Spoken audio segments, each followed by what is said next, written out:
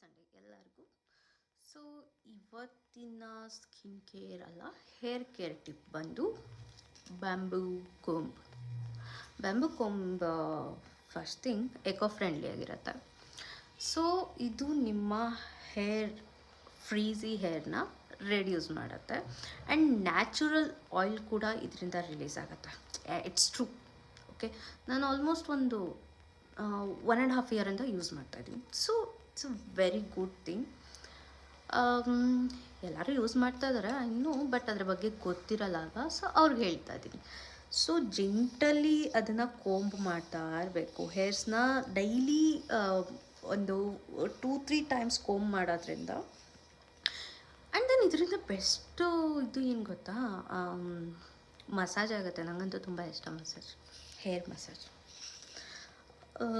So ನಿಮ್ಮ natural ಹೇರ್ಗೆ ಶ್ಯಾಂಪೂನ use ಮಾಡ್ತೀರಲ್ವಾ, ನಿಮಗೆ ಯಾವ ಕನ್ಸರ್ನ್ ಇರುತ್ತೆ ಅಂತ ಫಸ್ಟ್ ನೋಡಿ. ನಿಮಗೆ ಡ್ಯಾಂಡ್ರಫ್ ಇದೆಯಾ, ಫ್ರೀಝಿ ಹೇರ್ಸ್ ಇದೆಯಾ, ಅಥವಾ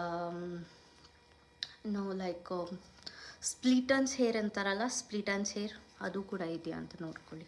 ಓಕೆ, ಸ್ಪ್ಲಿಟನ್ಸ್ ಹೇರ್ ಇದ್ದರೆ ಶ್ಯಾಂಪು ಗಿಂಪು ಎಲ್ಲ ಯೂಸ್ ಆಗೋಲ್ಲ. ಸೊ ನೀವು ಅದನ್ನು 3 ಮಂತ್ಸ್ ಒನ್ಸ್ ಟ್ರಿಮ್ ಮಾಡಿಸ್ತಾ ಇರಬೇಕು.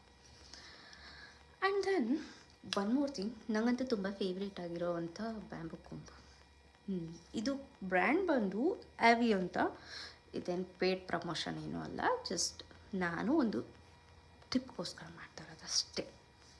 ಓಕೆ, ತುಂಬ ಜೆಂಟಲ್ ಆಗುತ್ತೆ. ಸೀರಿಯಸ್ಲಿ, ನಂದು ಎಷ್ಟು ಫ್ರೀಝಿ ಹೇರ್ಸ್ ಇದೆ ಗೊತ್ತಾ, 3 ಡೇಸ್ ನಾನು ಬಿಡೋಂಗಿಲ್ಲ, ತುಂಬ ಫ್ರೀಝಿ ಆಗಿಬಿಡತ್ತೆ. ಸೊ ಹೀಗಾಗಿ ಶ್ಯಾಂಪು ಮೊನ್ನೆ ನಾನು ಹಿಂದಿನ ಬ್ಲಾಗಲ್ಲಿ ತೋರಿಸಿದ್ದೀನಿ ನಾನು ಯಾವ ಶ್ಯಾಂಪು ಯೂಸ್ ಮಾಡ್ತೀನಿ ಅಂತ. ಲಾರಿಯಲ್ ಅಡ್ವಾನ್ಸ್ ರಿಪೇರ್, ಅದ್ರಲ್ಲಿ ತುಂಬ ಬರುತ್ತೆ, ನೀವು ನೋಡ್ಕೊಂಡೆಲ್ಲ ತಗೊಳ್ಳಿ ಸ್ವಲ್ಪ. ಓಕೆ, ಸ್ಕ್ಯಾಲ್ಪ್ನ ಎಷ್ಟು ನೀಟಾಗಿ ಇಟ್ಕೊತೀವಿ ಅಷ್ಟು ಹೇರ್ ಗ್ರೋತ್ ಆಗುತ್ತೆ, ಅಷ್ಟು ಹೇರ್ಸು ಹೆಲ್ದಿಯಾಗಿ ಕೂಡ ಇರುತ್ತೆ. ಓಕೆ, ಎಸ್, ನಂದು ಹೇರ್ ರೂಟೀನ್ ಮತ್ತೆ ಸ್ಟಾರ್ಟ್ ಮಾಡಿದ್ದೀನಿ ಅಗೇನ್.